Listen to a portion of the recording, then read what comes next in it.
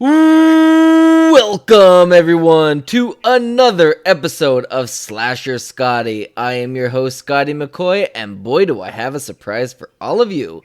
I have on the phone with me right now Quentin Schultz, and he played Zach in the fan film Friday the 13th Dead Before Dusk. Hey Quentin, how are you doing?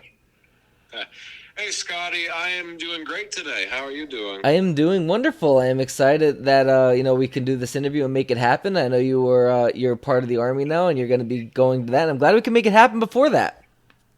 Yeah, it's actually good you caught me now when you did because I have 13 days left before I go to basic training because Awesome. at the time that we're recording this interview, it's almost going to be the end of June pretty soon, and I ship out to boot camp on June 28th. Mm-hmm. Awesome. And I will be serving in the United States Army for 2 years active duty, and then I'll come back home and do 3 years in the reserves. Oh, nice, nice. That's awesome. So we know you were a part of the fan film. It was by my company, Gravestone Films. So what made you want to be a part of Friday the 13th, Dead Before Dusk? Well, growing up and just being a fan of horror my whole life, it was always one of my biggest dreams to be part of a horror movie. Mm-hmm. Whether that was just acting in it or making one myself, I always wanted to be part of one. So as soon as I got the opportunity, because funny enough, Brett Harris, who coincidentally not only played Relic the Clown in Samhain, but is also my stepdad, actually managed to get me a role in the movie. So I was very thankful for that. And that's how I got in. That's awesome. So, what was the best part about filming Friday the 13th, Dead Before Dusk, and what was the worst? Oh boy. Okay. Well, to say what the best part was, I would have to say it was probably filming my character's death scene where I get smashed into a tree. Nice. Yep. If I had to say what the worst part was, I don't really know if there was a worst part per se, but probably just when I had to.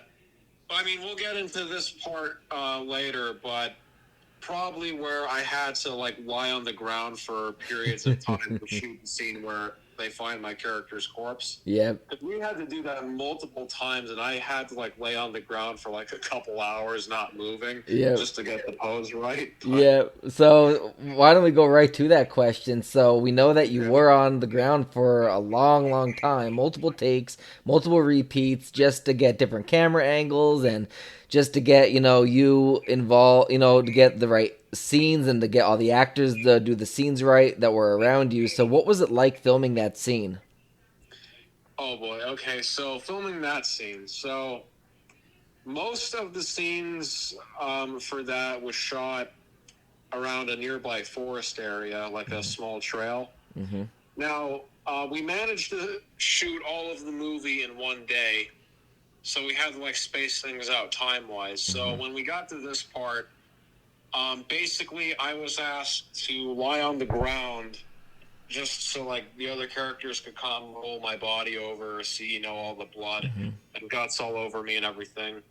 But the fake blood that was spewed all over my face and everything, which was actually just red corn syrup, obviously being corn syrup and sugar, it's sticky and everything. So I'm on the ground.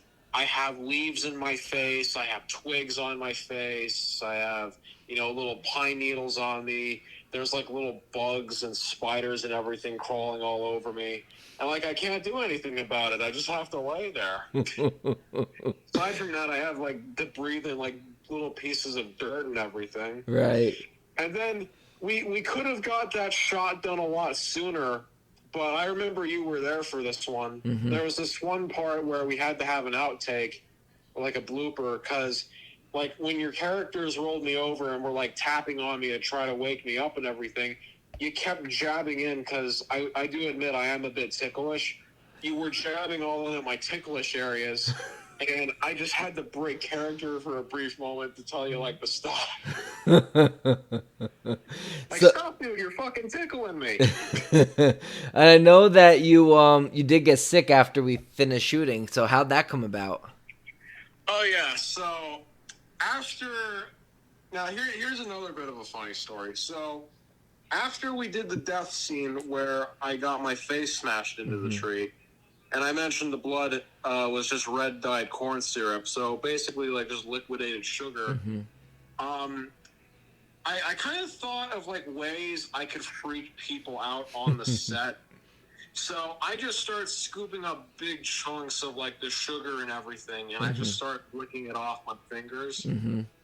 And everyone would just like silently stare at me because they basically watched me drink fake blood.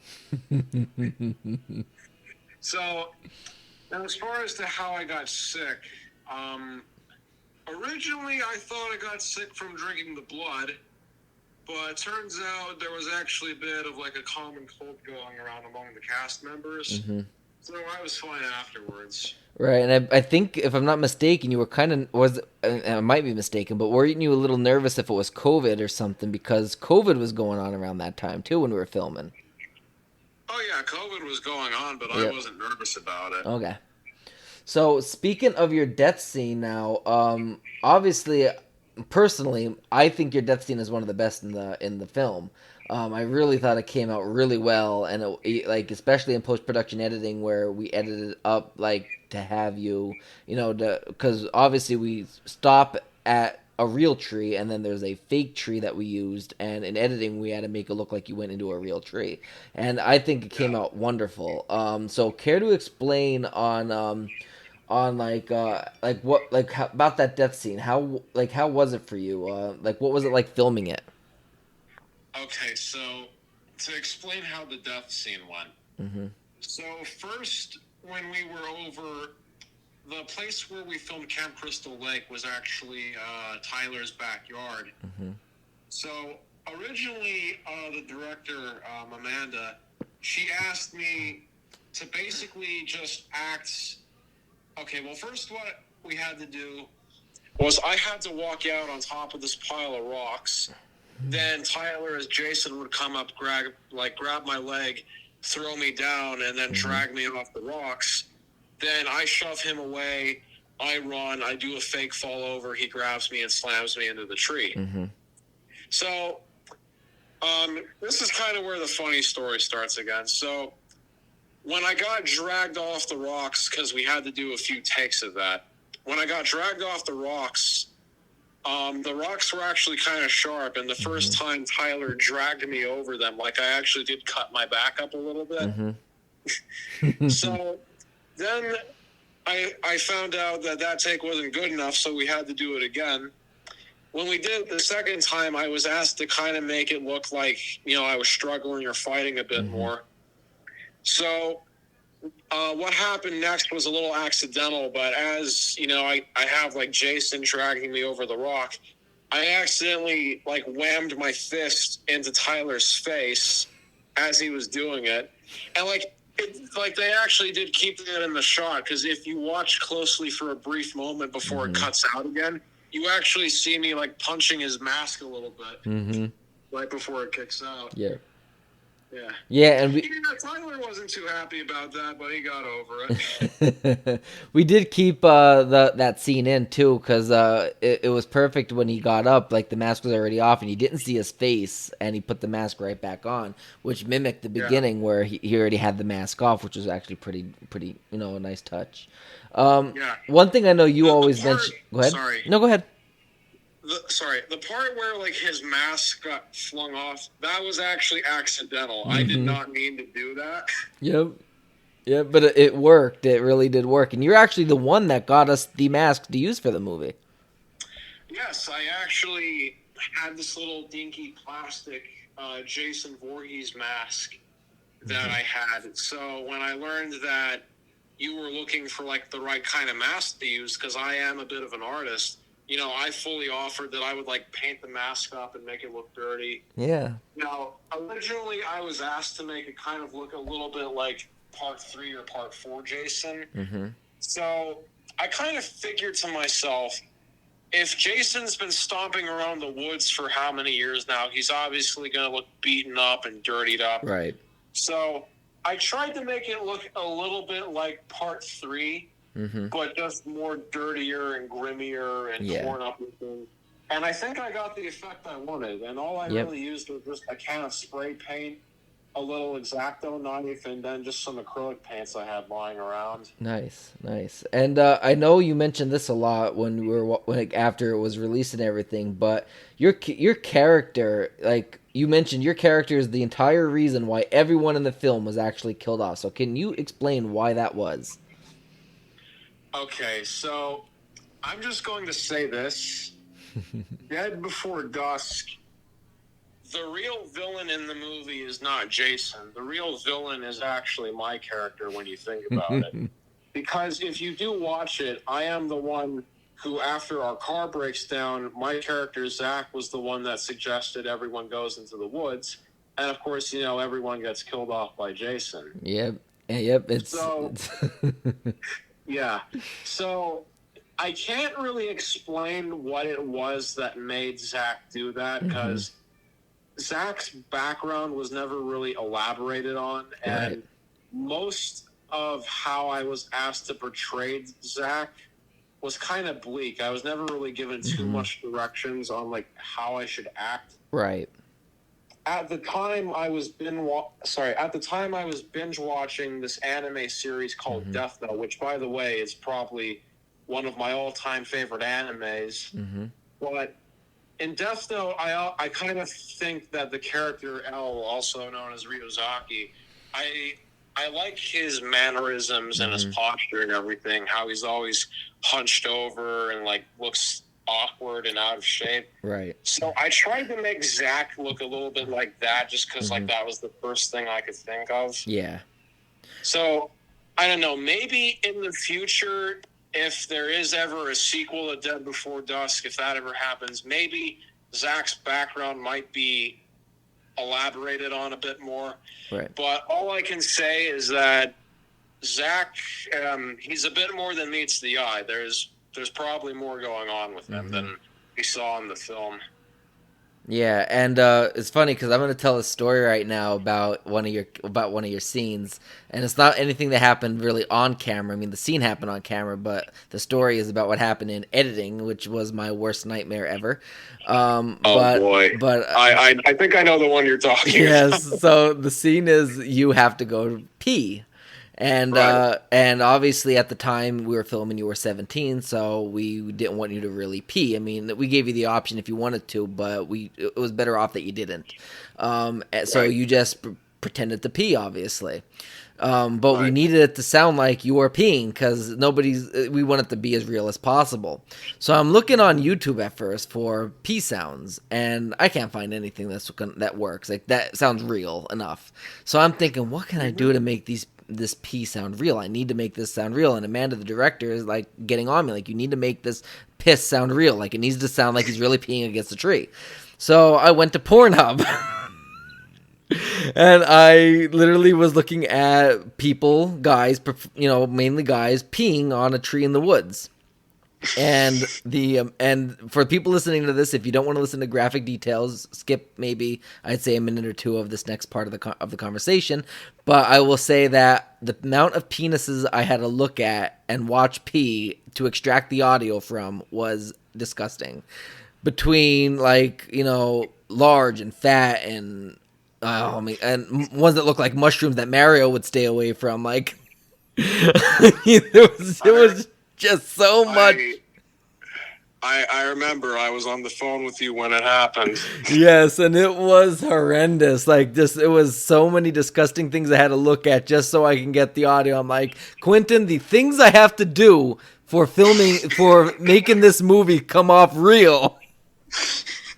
Like I was doing it at the time because I know Carl was he did help me edit, but I was like editing up what we finished that night. I was doing the audio portion of some of the stuff, and then Carl, I believe the next day, like was on, I believe, Skype with me for about a good 12 hours or so, editing with me, and we finished it in like 2 nights, but it was like 12, 13 hours each day for the most part. It was ridiculous, but that was probably one of the most horrendous things I had to do ever in my time of being a filmmaker and anything.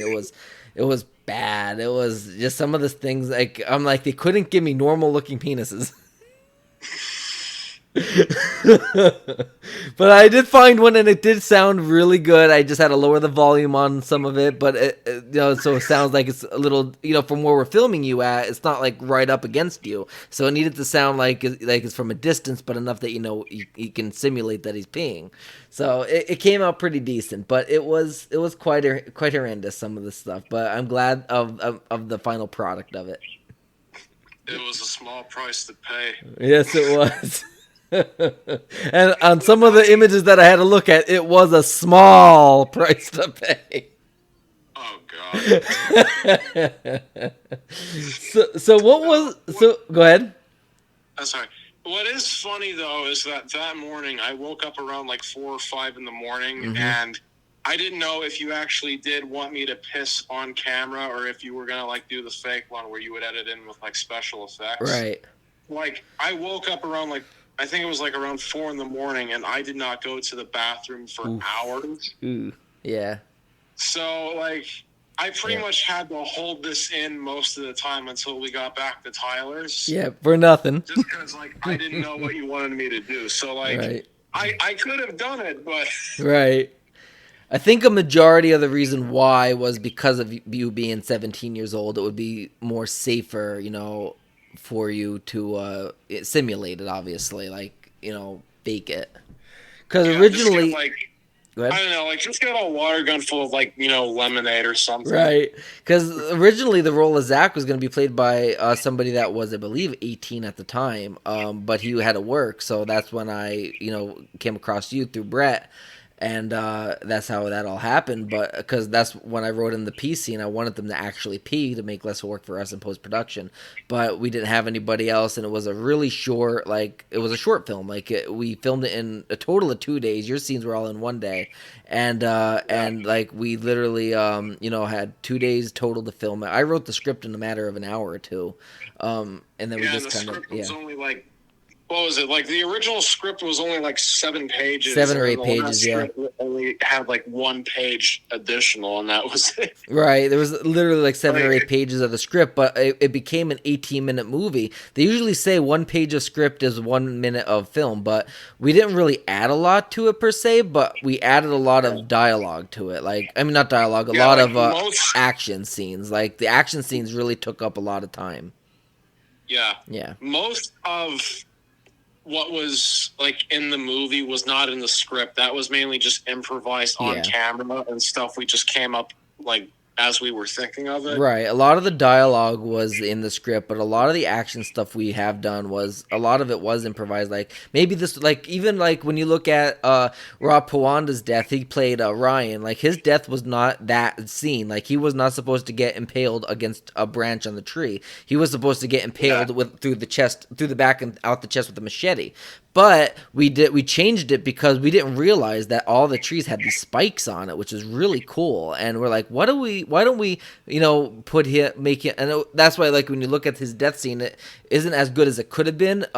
We do a quick take, and you can because we had to do a lot of cropping in that, because that wasn't, like, the body we built wasn't meant to break against a tree branch that was a spike on the tree. Yeah. So, like, that, yeah. Go ahead. One other thing I did want to say about my death scene is a bit of another like blooper that sort of happened that we kept in the film is I mentioned that right before I got killed, I have to do like a fake fall over as soon as I got away from Jason on the rocks. So I already explained like the slip up about the rocks. Mm-hmm. But as we were shooting the scene where I had to do like the fake trip over, I was running. I was about to do it, but then I actually did trip over. And it came out really good. Yeah. See, just most of what you think is me acting in the death scene isn't actually me acting. It's either bloopers or me just acting out of impulse. Now, I don't think I've ever asked you this, but I know when you got your face smashed in the tree, your hand literally shakes, and it shakes really good. Like, it gave the effect off really well. Was that acting, or is that impulse, or was that blooper? Oh, no, that was actually me acting that time. That was actually really, really well done, because like when somebody gets smashed into a tree, like your hand is going to shake. Like you're just getting all these, your brain's getting all this type of trauma. Like you're trying to fight off. Like, I don't know, but it's like it came off really well. It added an additional effect to the scene. Oh yeah, well again, I said I've been a horror fan my whole life, so like I know how to simulate like how the body twitches or how it acts when it gets injured. So I know how to do that stuff pretty well. So that was me acting that time. Nice. So how was Amanda as a director?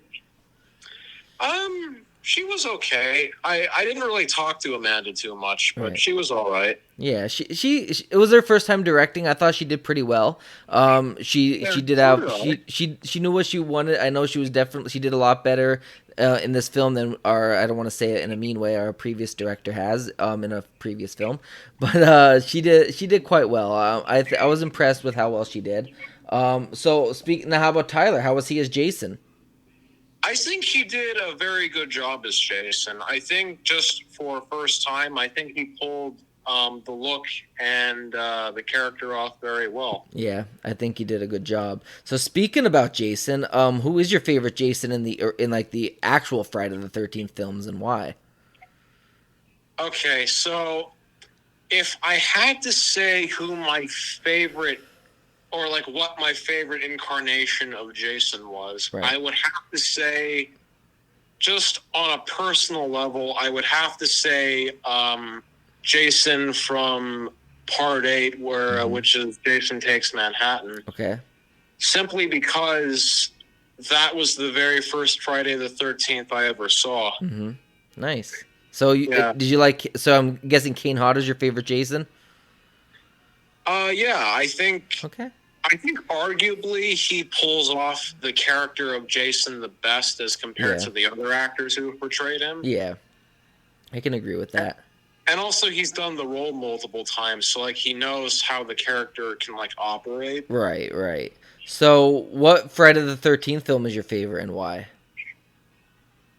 Oh, that's a bit of a tough one. Because if I had to say what my favorite films were, it would have to be Part 2, Part 5, A New Beginning, Part 8, Jason Takes Manhattan, and then Freddy vs. Jason. But if I had to narrow those four down to what would be my number one favorite, I think I would have to go with Part 2. Yeah, I can agree with that. Simply because like you have to understand, in Friday the 13th, Jason started out as kind of like this urban legend, a campfire story. Right. And I think Part 2 did an excellent job of, keeping like the campfire story vibe. Right. Or like showing that he's like on like almost legend level status. Absolutely. So and I also like, sorry. No, go ahead. I also like kind of a bit of the isolated feeling you get. Yeah. Just because like you're at a summer camp, you're at a place where you would want to relax for a little bit of time, a place where you think nothing could really go wrong. And of course, since it's a summer camp, you're cut away from most of the outside world.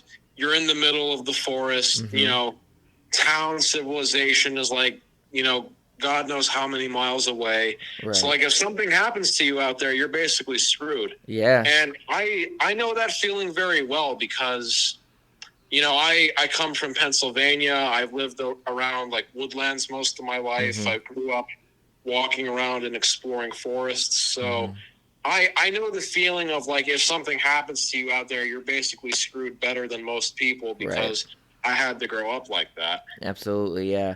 So obviously you are a horror fan. We all know that by now. So like which horror film is your current favorite, and which horror film that got you your start into being a horror fan?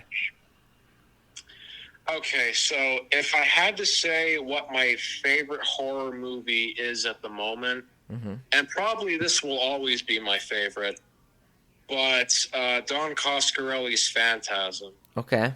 That will always be my favorite horror movie. Nice. Because I watched most of the Phantasm movies Mm-hmm. at a young age, so obviously that kind of stuck with me a bit more. Right.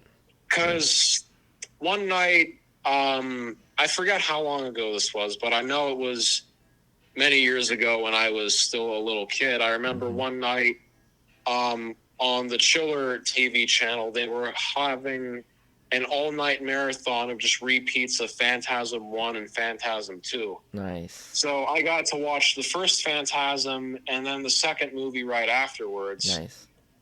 And really, I'd have to say what makes Phantasm my favorite is just like how personal it gets. Right. Because, I mean, not only is this just like a quirky, fun little movie that was thrown together with a small budget that eventually got a bit of a larger budget in the other movies, but when you really think about it, Phantasm isn't about the tall man. It's not about, this alien mortician that digs up corpses and turns them into little midget slaves. Right. Like Evil Jaw was. Yeah. Like that's not what Phantasm is about. If you remove like the tall man, the dwarves, the spears, and like all of the horror aspect from it, Phantasm is a film about a boy that's going through the stages of grief about the death of his brother. Okay. Because remember, we learn at the end of the film that the whole movie was just a dream. At least that's what we thought until, the end. But we know Jody passed away in a car wreck, and Mike hasn't been himself since then. Right. And Reggie's been looking after him. So, like, really, Phantasm is a movie about someone trying to deal with loss. And I think that's kind of what hit it a bit more for me. Nice. Just because of that real aspect to it. Nice. Now, go ahead. Sorry. No, you're If fine. I had to say what other films I like that I would keep in, like, my top favorite lists, pretty much any zombie film that was made by the Italian director Lucio Fulci. Okay. Nice. So I'd have to say, like, depending on what area of the world you come from, this film has a few different names, but some people call it just Zombie or Zombie 2, since in Italy, Dawn of the Dead by George Romero was just called Zombie. So Zombie 2 or Zombie was the unofficial film Lucio Fulci made as a sequel to that. Okay. Which wasn't a direct sequel. It was just like a bit of a slap-on name. Right. And then there were a few other slap-ons that came after Fulci's film. There was Zombie 3, Zombie 4, Zombie 5, Killing Birds. I did watch Zombie 4. That was Living After Death. Right. That one, I think, kept a little truer to Fulci's original movie. But aside from that, back to Fulci for a moment. I absolutely loved City of the Living Dead and The Beyond. Those were just masterpieces, in my opinion. Nice. So, what was your most memorable moment while about filming Friday the 13th and Before Dusk? Okay, I'll get to that in a moment. I was about to get to what film got me into horror in the first place. I remember when I was a kid, probably one of the earliest memories I have that involves anything of the horror genre was I used to watch episodes of the 1960s show Dark Shadows. Okay. The vampire Barnabas Collins. Right. I loved Dark Shadows growing up, and I actually did watch the two movies they made, House of Dark Shadows and Night of Dark Shadows, which they didn't really have any connection to the show. Those were just like their own things, but I think they did a good job with those also. Right. And also growing up from around the 70s and 60s also, there was the original 1970s Tales from the Crypt movie with Peter Cushing in it. And then there was The Vault of Horror with Tom Baker in it, who played the Right. Fourth Doctor in Doctor Who. Yeah. I absolutely loved those growing up, and I Nice. think it was those that really got me into horror as a whole. Yeah. But then growing up, I got pretty heavy into Nightmare on Elm Street, and Freddy for a long time was my favorite. Nice. Horror going up until I watched Phantasm, and now The Tall Man is my favorite. Nice. Yeah. Nice. But I'd say that's really where it all began for me, at least, because both of my parents were horror fans growing up also. So I guess you could say it's kind of like an inheritance thing with genetics. Right. So pretty much I've loved all things spooky my whole life. Nice. Nice. So what was your most memorable moment about filming Friday the 13th at Before Dusk?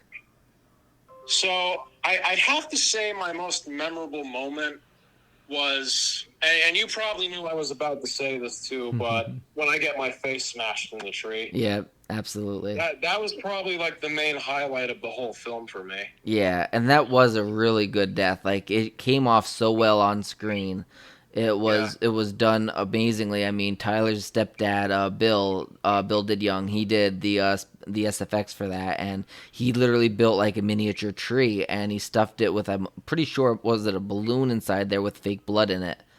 Yeah, it was like a little built-in hollowed out log that had like this pressure plate with like a little razor blade on the back. Yep. That would pop a balloon full of fake blood that would spill out when I got my face pressed in. That's awesome.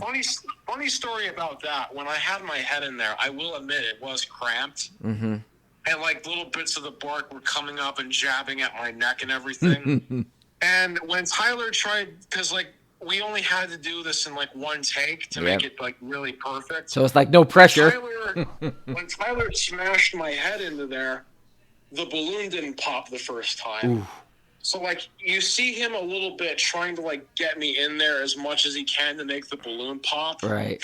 Yeah. Which he did, but, like, it took him, like, a few minutes to actually, like, get my head far enough to pop the balloon. Right, and it worked well, because when you look at the editing of it, like, you can see, if you watch it in slow motion, you can see that he's taking to the tree, and he stops, and then it, like, kind of cuts to you going to another tree. It is another tree, but that tree was built to replicate that tree that he was going towards. So, like, if you slow motion it, you could see, like, how we stopped it, because we did it on the real tree, and then it shifts over to you going into the fake tree. So you can kind of see that if you do it in slow motion and look very closely. But if you watch it in regular motion, you can't really tell. Yeah. Which it worked out really well. It was a great death scene. So I think it turned out beautiful. Yeah. So the last question I got for you, would you like to continue to be an actor, and do you have any social media accounts that you would like to promote to the listening audience? Absolutely. I would love to be an actor, and when I come back from the military, you can expect me to be in a few more films. Awesome. Yeah. What I will say, though, is I know with your company, Gravestone, I know that you were making that new movie called 72. Yep. I was planning on being in 72, but because my ship date is really close and, I only got like so much time left, I know there's no way I can do that. So right. I'm sorry. As much as I would want to be in it, I know I can't do that at the moment. And that's fine. Yeah. But you can definitely expect me to be in a few more films when I get back. Awesome. Yeah, and I know that like we are fully casted now. I know your stepdad, Brett, he's actually going to be playing a small role known as, I believe, he's playing the man, if I'm not mistaken. And he's also going to be our stunt coordinator on set, which is pretty cool. Yeah. Yep. Now, as for social media, I do have an Instagram. Schultz Q, which is SCHULTZ _ and then just the letter Q. Okay. And then I also have a Snapchat, but I have a link to that on my Instagram if you want to go check it out. Awesome. So, do you have anything else you want to add, Quentin? Other than that, mainly I've just spent most of my time getting ready for the military. I've actually spent about over a year and a half now getting ready because earlier I kind of thought to myself, if I'm really serious about this and if I actually want to do it, I want some time to prepare first. So, Right. as terrible as COVID-19 was, and as much as that basically screwed everything up, it was good in a sense that it gave me the time to prepare, because I actually have a little at-home gym where I currently live, where I have dumbbells, I have workout equipment. So I mainly just spend most of my time bulking myself up, getting fit, getting most of my upper body ready. Nice. So I feel like I've done just about everything I can really to prepare myself physically for this. Right. Yeah. Other than that, it's mainly just I want to enjoy like the 2 weeks I have left and then go kick some ass. Awesome. Sounds good. Well, thank you for joining me, Quentin. Oh, you're welcome. Thank you for having me. Not a problem. And you have a good rest of your day and stay safe. And good luck in the Army. Oh, thank you. You too. Well, thank you. All right. Have a good day. You too. All right. Bye. See ya. Bye.